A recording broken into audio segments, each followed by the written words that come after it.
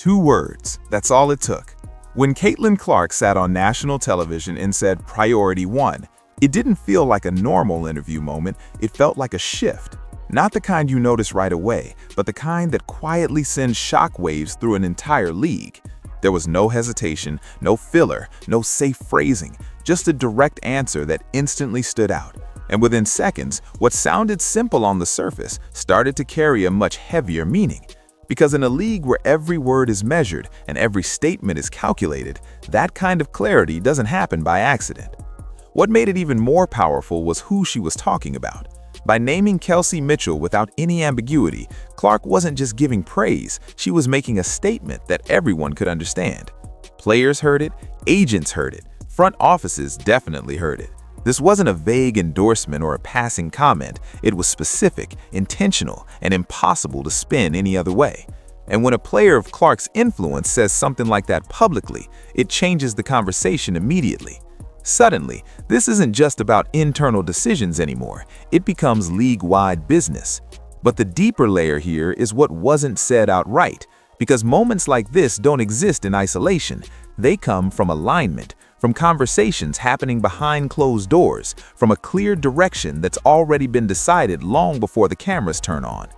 Clark didn't just wake up and choose those words randomly. That level of confidence only comes when a player knows exactly where the organization stands, and more importantly, where it's going.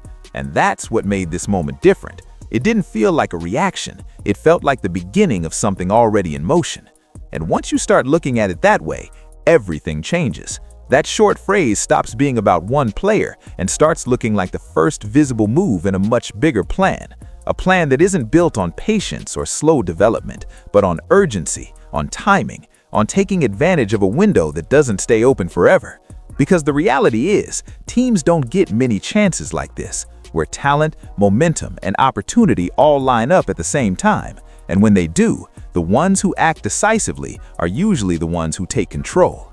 That's why this moment matters more than it seems, because while most people heard a simple answer, others recognized it for what it really was, a signal, a clear indication that something bigger is being built, something intentional, and something that could force every other team in the league to adjust. And if that's true, then those 2 words weren't just a response to a question, they were a warning. When Caitlin Clark made that statement, it didn't just land, it echoed. Because superstars at her level don't usually operate like that in public. They deflect, they generalize, they keep things neutral. But this was different. Naming Kelsey Mitchell as the clear priority 1 wasn't just rare, it was deliberate. It cut through all the usual noise and went straight to the point, leaving no room for interpretation. And in a league where front offices guard information tightly, that kind of transparency immediately raises questions. The first thing it did was shift the internal dynamic into the spotlight. What's usually handled quietly behind closed doors was suddenly out in the open for everyone to see. It told fans that this wasn't just a player hoping her teammate stays, it was something bigger, something aligned. Because players don't speak this confidently about roster decisions unless they know where the organization stands. And that's what made it hit differently. It didn't feel like a suggestion, it felt like confirmation. But the real impact wasn't inside Indiana, it was across the league. The moment those words went public, every team with cap space and ambition had to recalibrate. Because now, pursuing Mitchell wasn't just about making an offer, it meant going directly against a team that had already declared its intentions. And more importantly, it meant going against a roster anchored by one of the most influential players in the game. That changes negotiations, that changes leverage. That changes everything. And then there's the message it sends to players watching from the outside. Free agents pay attention to moments like this. They want to know which teams are serious, which organizations are aggressive, and which stars are committed to winning. Caitlin just answered all 3 questions in one sentence. She showed that Indiana isn't waiting around or playing it safe. They're making decisions with urgency and clarity. And in a league where opportunity matters just as much as talent, that kind of signal travels fast. But even with all that, this still wasn't the full story, because the statement itself was only the surface. What it triggered behind the scenes, the pressure, the expectations, the chain reaction across rosters, that's where things start to get really interesting. On paper, none of this is supposed to work. That's the part most casual fans don't see, and honestly, the part many teams hope you never look too closely at. The Women's National Basketball Association's current collective bargaining structure is strict. Each team can realistically carry only 2 max-level contracts at a time. 2. That's the limit the entire system is built around. But Indiana isn't looking at 2 players. They're staring at 3 names that all demand that level of investment: Caitlin Clark, Aaliyah Boston, and Kelsey Mitchell. And suddenly, what should be a straightforward roster decision turns into a financial puzzle that doesn't have an easy solution. Because in a normal situation, this is where compromises begin. Teams start making quiet calculations: who takes less, who becomes expendable, who fits the long-term timeline versus the short-term push. That's how the system is designed to function. It forces balance. It forces difficult choices. But what makes this situation so unusual is that Indiana doesn't look like it's preparing to make those sacrifices. There's no signal that Boston is on the table. There's no indication that Mitchell is expected to take a discount. And there's definitely no hesitation around Clark being the centerpiece of everything. Instead of backing off, they're leaning in. And that's where the tension really starts to build. Because when a front office pushes forward in a situation like this, it's not by accident. It's a calculated risk. They understand the numbers, they understand the limitations, but they're choosing to operate as if those limits are a problem for later. That's not common in this league. Most teams play within the structure, carefully managing contracts to avoid future complications. Indiana is doing the opposite. They're looking at a situation that doesn't fit on paper and asking a different question. What if winning now is worth the consequences later? The reality is, this kind of approach creates pressure from every angle. Agents know the situation, rival teams know it too. They understand that Indiana is trying to hold together something that technically shouldn't exist under normal conditions, and that gives them opportunities to test the limits. Bigger offers, more aggressive negotiations, strategic timing. Every move becomes more complicated because the margin for error shrinks. One misstep, one unexpected contract demand, and the entire plan can start to unravel. But here's what makes it even more interesting. Indiana doesn't seem intimidated by any of that. If anything, they're moving with more confidence, not less. And that tells you something important, because teams don't take risks like this unless they believe they have a reason to, a reason big enough to challenge the structure itself. And once you start looking for that reason, you realize this isn't just about contracts or cap space anymore.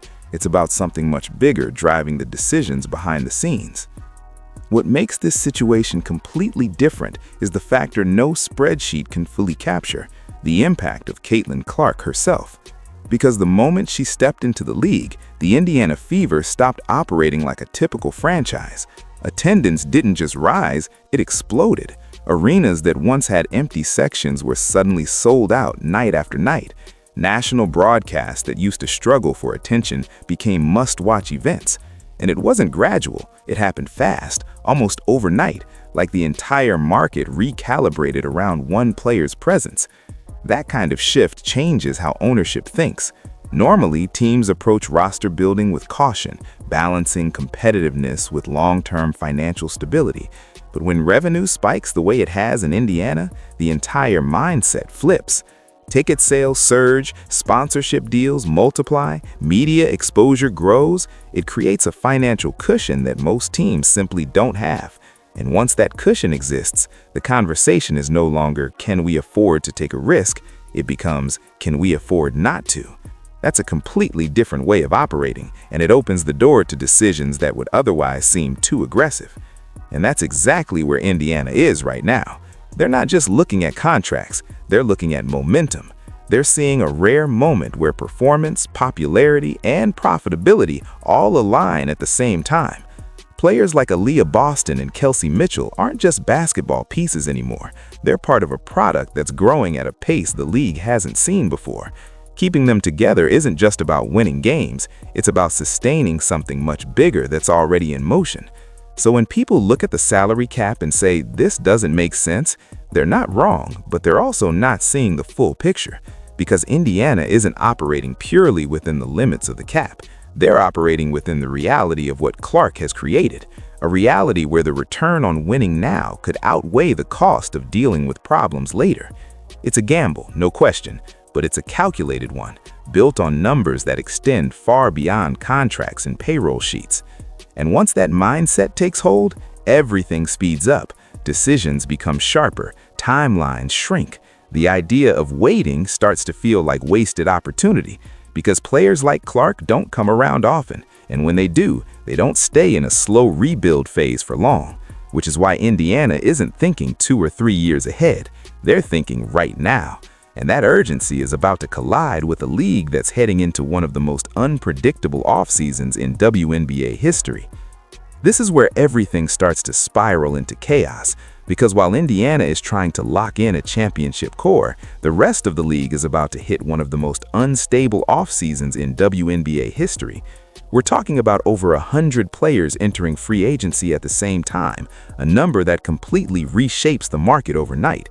To put that into perspective, the league only has a limited number of roster spots to begin with, which means a massive percentage of active players are suddenly negotiating, moving, or fighting to stay in the league all at once. This isn't normal roster turnover. This is a full reset of the ecosystem. And in the middle of that chaos, Indiana isn't just trying to build, they're trying to protect what they already have. Because while free agency opens doors, the expansion draft creates risk. With the arrival of the Golden State Valkyries, every existing roster becomes vulnerable. Teams can only protect a limited number of players, which means someone valuable is always left exposed. And for a team like Indiana, still in the middle of constructing its identity, that's a serious problem. You're not just adding pieces, you're actively trying to stop your current pieces from being taken before you even get the chance to compete. That creates a situation where timing becomes everything. Every delay carries consequences. Every unsigned player becomes a potential loss. And when you're dealing with someone like Kelsey Mitchell, that pressure multiplies. Because while Indiana is making it clear she's a priority, the rest of the league sees the same opportunity. Other teams know the Fever are trying to balance an already complicated financial structure, and that opens the door for aggressive offers designed to test just how far Indiana is willing to go. One strong move from a rival team, and suddenly the entire plan starts to feel unstable. At the same time, even the players who aren't stars become critical. Take someone like Lexi Hull, a restricted free agent situation that sounds simple on the surface, but quickly becomes complicated in this environment. Indiana has the right to match offers, but that doesn't mean it's easy. If another team puts pressure on with a well-structured deal, the Fever are forced into a decision that impacts everything else they're trying to build. And with the expansion draft happening alongside free agency, every protected and unprotected decision becomes a strategic gamble. So now you have multiple layers hidden at once. A front office trying to go all in, a free agency market flooded with movement, an expansion team pulling talent away, and a roster that isn't fully secured yet. It's not just difficult, it's unstable by design. And navigating that kind of environment requires precision, urgency, and a willingness to take risks that other teams might avoid. But here's where it all tightens, because in the middle of all this uncertainty, there's one decision that can't be delayed, one piece that holds everything else together. And until that situation is resolved, nothing about this roster is truly stable. At the center of all this pressure, one name keeps coming back for a reason. Kelsey Mitchell isn't just an important piece, she's the piece that makes everything else work. Strip away the headlines, the contracts, the long-term projections, and you're left with a simple truth. Without Mitchell, this entire vision starts to lose its shape. Because what Indiana is building isn't just about collecting talent, it's about fit. And Mitchell's game fits next to Caitlin Clark in a way that can't be easily replaced. She brings something that doesn't show up fully on paper: instant scoring pressure. Defenses can't relax for a second when she's on the floor. She stretches coverage, forces rotations, and creates space in ways that directly unlock Clark's playmaking. That backcourt isn't theoretical, it's already proven. You can see it in the pace, the spacing, the rhythm of how the offense flows when both are locked in. Take Mitchell out of that equation, and suddenly everything becomes easier to defend. The spacing tightens, the options shrink, and the entire system loses its edge. And that's exactly why other teams are watching so closely. because players with that kind of offensive impact don't just hit the market often, and when they do, they don't stay available for long. Rival teams know what she represents, especially in a league where elite scoring guards are one of the hardest things to find. They're not just offering money, they're offering roles, control, opportunity. And in a free agency environment this chaotic, those offers can become very real, very fast. That's where Clark's public statement becomes even more significant. By calling Mitchell priority one in front of everyone, she didn't just show support, she raised the stakes. She made it clear that this isn't optional, it's not a nice-to-have situation, it's essential.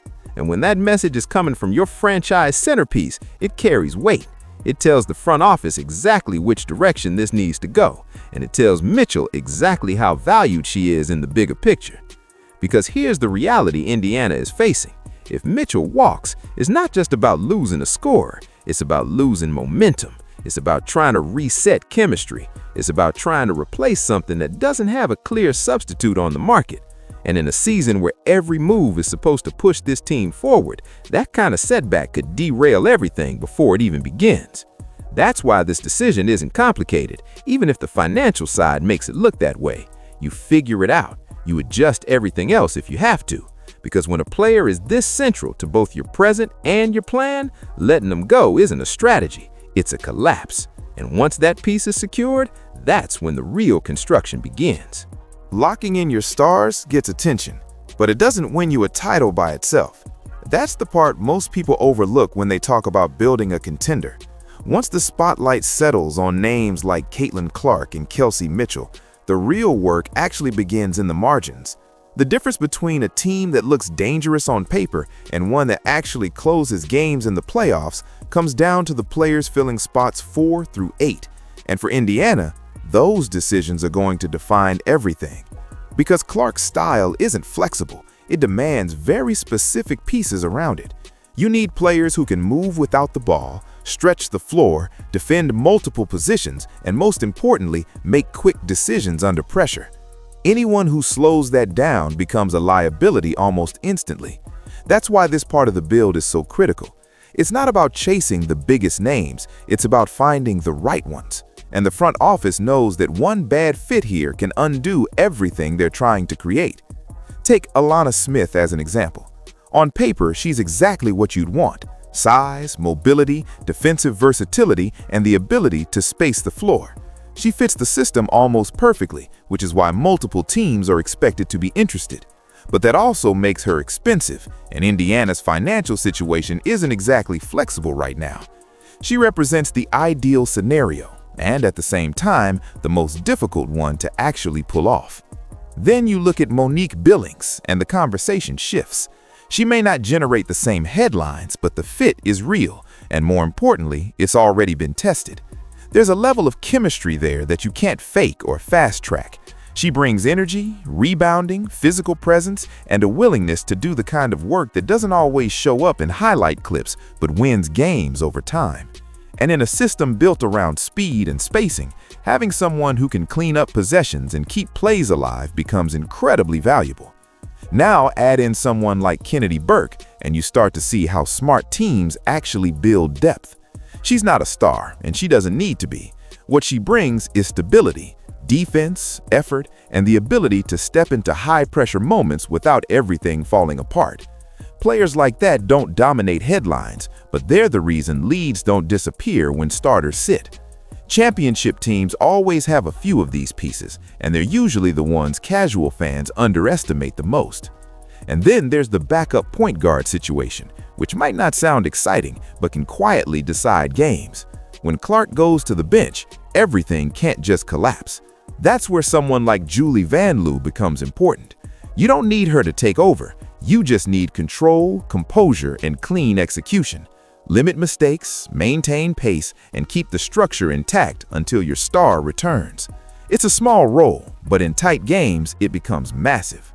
Put all of this together and you start to understand the bigger picture. The stars get you noticed. The role players get you over the line. And for Indiana, this isn't about filling out a roster. It's about building a system where every piece has a purpose. Because if they get this part right, the entire team starts to feel complete. But if they miss, even slightly, It won't matter how strong the top looks. And just when it seems like the blueprint is coming together, there's one situation that could shift everything in an instant. And just when it feels like the blueprint is coming together, one unexpected name starts to change the entire conversation: Timofey Benley. This isn't the kind of storyline most people saw coming, but it's quickly becoming one of the most important variables in Indiana's entire offseason. Because her journey over the past year didn't just elevate her value, it completely reshaped how teams view what she brings to the floor. What used to look like a solid rotational piece suddenly looks like something much harder to replace. Her situation is unique in a way that makes this decision complicated. After being left exposed and picked up during the expansion process, she stepped into a larger role and delivered in ways that forced people to pay attention. Size, rebounding, mobility, and the ability to space the floor. Those aren't easy traits to find in one player, and when you add in her energy and consistency, you start to see why her market is heating up. She's no longer just filling minutes, she's impacting games on both ends in ways that contenders actively look for. But here's where things get interesting. If she comes back into Indiana's orbit, the role changes again. Instead of being a focal point, she becomes part of a system built around Caitlin Clark, Kelsey Mitchell, and Aaliyah Boston. That means fewer touches, less spotlight, and a different kind of responsibility. And not every player is willing to make that shift, especially after proving they can carry more. It's not just a basketball decision, it's a career decision. That's the question hovering over everything right now. What matters more, individual opportunity or the chance to be part of something bigger? Because joining a team with real championship expectations changes the value of every role. You may not lead the stat sheet, but you're playing in games that matter, in moments that define careers. And for some players, that trade-off is worth it. For others, it isn't. From Indiana's perspective, the appeal is obvious. A player like Benley doesn't just add depth, she adds versatility. She fits the pace, she complements the system, and she strengthens areas that often decide close games. Plug her into this roster, and suddenly the rotation looks more complete, more balanced, and far more difficult to match up against. It's the kind of move that doesn't dominate headlines, but quietly shifts the ceiling of the entire team. And that's why this situation feels different from the rest. It's not guaranteed, it's not straightforward, and it's not entirely in Indiana's control. But if it breaks the right way, it could be the piece that takes this roster from dangerous to something much more serious. This is the version of the Indiana fever that exists if everything goes right. Not just a good team, not just a playoff contender, a fully constructed machine built around Caitlin Clark that doesn't just compete, it overwhelms. You're looking at a backcourt with Clark and Kelsey Mitchell applying constant pressure, stretching defenses to their limit. Inside, Aaliyah Boston anchoring everything with physicality, control, and efficiency. Around them, shooters who can't be left open, defenders who don't break under pressure, and role players who understand exactly where to be and when to move. It's not just talent, it's alignment. And when that alignment clicks, it becomes incredibly difficult to stop. What makes this vision dangerous isn't just the starting five, it's the depth behind it. 8, maybe 9 players who can step onto the floor without everything collapsing. That's where real contenders separate themselves. Because in high-pressure games, rotations tighten, fatigue sets in, and weaknesses get exposed quickly. But a team built like this doesn't have obvious gaps. Every substitution still maintains structure. Every lineup still carries a purpose. And when you combine that kind of depth with a player like Clark controlling tempo, the margin for opponents becomes almost non-existent. But sitting underneath this entire build is something far less comfortable, a ticking clock that everyone inside the organization is fully aware of. Because as perfect as this setup might look for 2025, it isn't designed to last forever. The moment Clark becomes eligible for a Supermax level deal, the math changes instantly. You cannot sustain 3 players at that level under the current system. It forces a decision. Someone takes less, someone restructures, or someone leaves. There's no clean way around it. And that's what makes this strategy so aggressive. Indiana isn't trying to build something sustainable over 5 years. They're trying to maximize a very specific window, get everything aligned now, push all the chips in, and deal with the consequences later. It's a gamble that not every franchise is willing to take, because if it fails, the fallout is real. You risk breaking apart a core that never reached its full potential. You risk becoming an example of what happens when timing is misjudged. But the Fever are betting on a different outcome. They're betting that winning changes everything, that one championship can reshape decisions, influence contracts, and make players more willing to stay connected to something that works. Because success creates leverage in ways the salary cap can't fully control. It builds culture, it builds belief, and it makes difficult conversations easier when the foundation is already proven. So when you look at this roster taking shape, you're not just looking at a team, you're looking at a calculated risk at the highest level. A front office choosing urgency over caution, a superstar ready to win now, not later, and a window that's wide open, but not for long.